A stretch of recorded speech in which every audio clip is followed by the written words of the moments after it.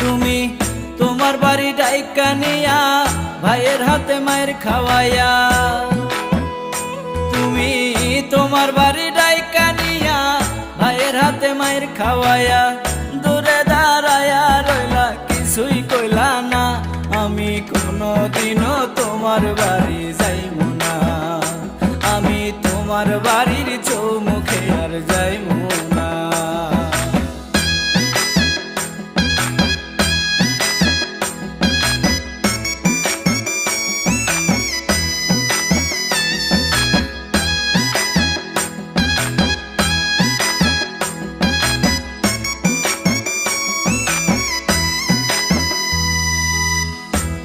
একা লিখতাম চিঠি, ছিলাম কত ভালা, চিঠির উত্তর দিয়া মনে বাড়াই দিছো জ্বালা।